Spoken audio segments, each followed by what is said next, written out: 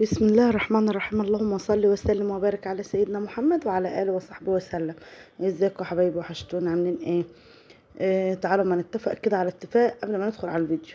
ما تنسوش بقى اللايك الحلو الجميل بتاعكم، واللي ما شافش اقول ايه، لا، اللي شاف القناه لاول مره ولسه ما اشتركش يشترك، ماشي؟ وما تنسونيش بقى ايه في كومنت حلو كده تذكروا الله ولا تصلوا على النبي فيه، ونقول ايه بسم الله. تمام. احنا عايزين بقى نشوف ايه بنعمل ايه. احنا عايزين كلنا بقى ايه نملى بيتنا خير ودفى كده في الشتاء. طبعا الخبيز والكلام من ده حاجة بتدفي البيت، فطبعا لازم يبقى عندنا دقيق، فعايزين حاجة تدفي البيت، والدفى مش هيجي غير من الخير الموجود في البيت، واحنا عايزين نملى بيتنا خير. المهم احنا بقى كنا شاريين ارداب غلة. يعني ايه ارداب؟ ده الميزان بتاع الغلة. إيه الارداب ده؟ مش عارفة، حوالي 150 كيلو حاجة زي كده يعني. هو ده المعيار الوزن للايه للغلة او القمح، والكمان الايه الذرة. انما الرز بيوزنوه بالايه بالطن. الطن ده اللي هو ايه 1000 كيلو.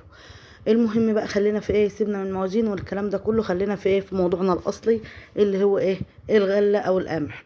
طبعا احنا عايزين نغسل الغلة عشان نزيل منها اي شوايب واي سموم واي حاجات من دي. فطبعا قمنا جايبين ايه الطشوط بتاعتنا، وقمنا حاطينها على الايه على الشط كده، شط الترعة عندنا احنا قدام بيتنا، يعني ايه ترعة. إيه جبنا بقى الطشوط بتاعتنا دي ورصيناها وحطينا الايه الغلة فيها، زي عملية فلترة كده. نحط طبعا في ننقعها في اول طشت او اول مكان نحط فيه مية لعند ما تبوش اللي فيها او اللي عليها يطلع، وبعد كده ايه ننقلها من الطشت ده لطشت تاني فيه مية ايه نظيفة. واحنا حظنا بقى يعني بقينا نجري ورا بعض علشان ايه الكهرباء ما تعملهاش فينا وتعمل معانا الدنيا او تقطع، وهي كانت في الوقت ده كده ايه فصلت، قطعت يعني. المهم قمنا إيه بنقوم جايبين الطشوط زي ما انتم شايفينها كده، ونغسل من الطشت ده ونحط في الطشت التاني، وعلى ايه الميه الايه النظيفه اللي بعدها كده، وايه ونمشي كده بالتدريج.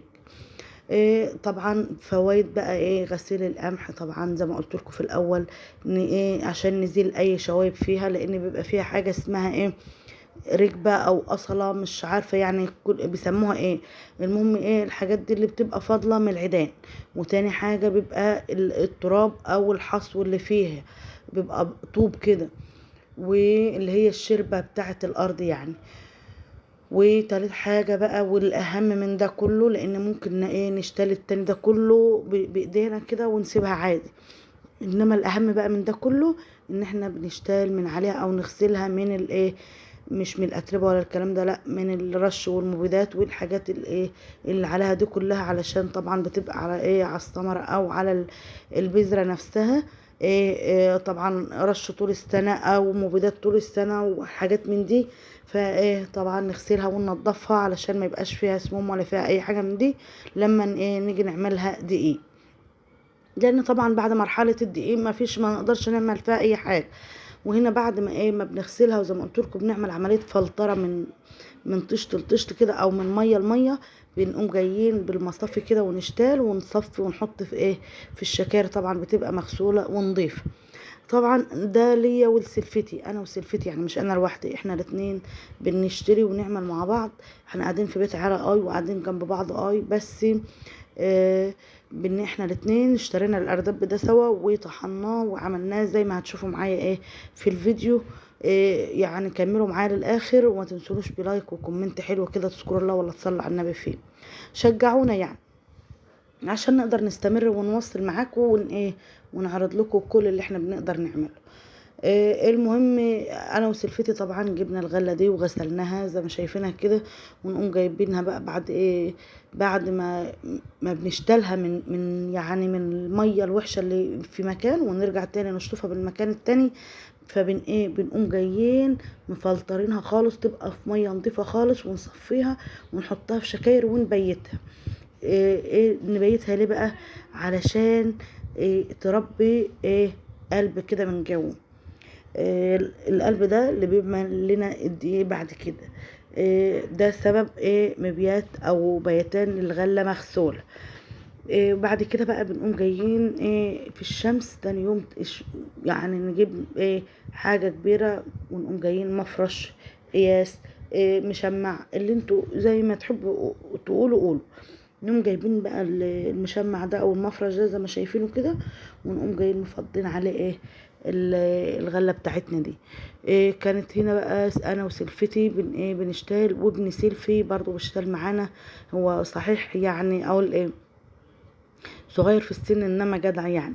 احنا كنا حاطين الغله دي عندهم لان غاسلينها قدام بيتهم، احنا البيتين جنب بعض، فغسلينها قدام بيتهم وحطيناها عندهم. قلنا للصبح، فقلنا له بقى تعالى اشتغل معانا نفردها ونشوف علشان ننشفها بعد ما ننشف توصل لانهي مرحله. هنا بقى لما جبناها طبعا مش نحطها نفضها من الشكاير كده ونسيبها، لا زي ما شايفين سلفتي كده بتمشي بقى نفردها كل ده تبقى كلها بسوة المشمع او او المفرش اللي انتوا شايفينه ده. يعني علشان ما تقولوش انا بدوس عليها برجليا، لان يعني رجليا نظيفه وان هي نعمه وكل حاجه، بس علشان نفردها، لان طبعا انا معرفش اوطي وانا ماسكه التليفون. استنيت حد من ولادي او حد كده يجي يصورنا. في الوقت ده كله كان في الدروس، ما كانش حد موجود، فقلنا بقى انا وسلفتي كل واحده بتفرد من ناحيه، لان الشمس كانت حاجه اللهم اجرنا يا رب. قلنا برضو حلو علشان كان معاه يومها نسمة هوا بسيطة كده، فقلنا الهوا مع الغلة ده مع الشمس دي هينشف الغلة او القمح، يخليها يعني مطلوبة حلوة كده للطحين. زي ما شايفينها كده احنا فردناها وخلاص، وجينا سيبناها في الكلام ده حوالي قبل ما سلفتي تعمل كده حوالي ساعة ونص او ساعتين، او داخل على الساعتين، او كنا حوالي ساعة ونص كده او ساعتين.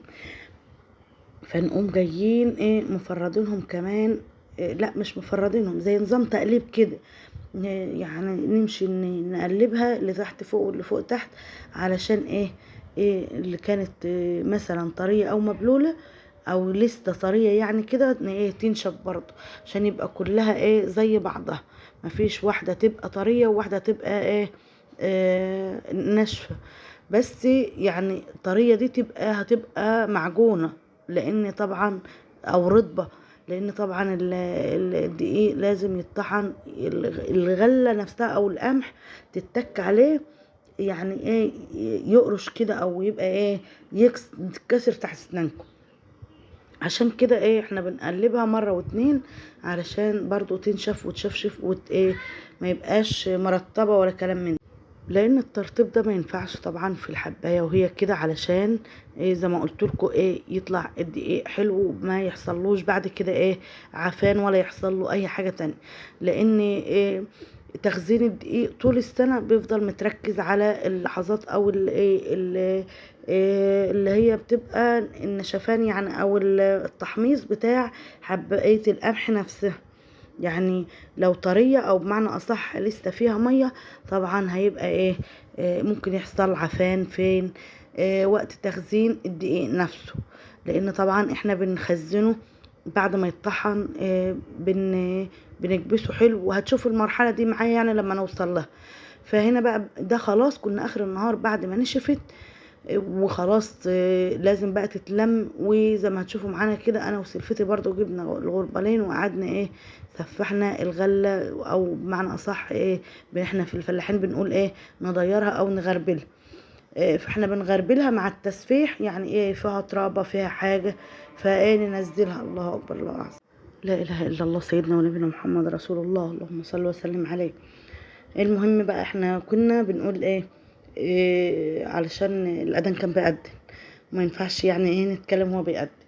المهم كنا بقى انا وسلفتي شو زي ما شايفين كده، فبنقوم جايين مغربلينها او مضيرينها، علشان زي ما قلت لكم ننزل اي حاجه فيها ما يبقاش فيها اي شوب ولا اي حاجه من دي. فما تنسوناش بقى بلايك كده حلو، ويعني قليل قليل اللي جاب لكم الفيديو ده على اليوتيوب، واحنا تعبنا فيه جدا جدا، وعلى قد تعبنا يا ريت إيه يعني ما تنسوناش بايه بكومنت حلو كده. في الوقت ده احنا كنا اصلا بعد ايه العصر، وكنا خايفين الدنيا تضلم علينا، فكنا بنعمل بسرعه بسرعه انا وسلفتي علشان ايه الدنيا ما تضلمش علينا واحنا قاعدين، لان طبعا ما نقدرش نقعد في الشمس دي. إيه فالحركه اللي هي بتتعمل بالغربال دي، هي دي بقى اللي بنقول عليها ايه بندير الايه الغله او بنغربلها او القمح، يعني عشان اللي يبقى لها مسمى تاني عنده ما يقولش ايه هي بتقول ايه. انا وسلفتي اهو. فما تنسوناش بقى كده ايه بدعوة حلوة عن ظهر غيب عشان نقدر نواصل.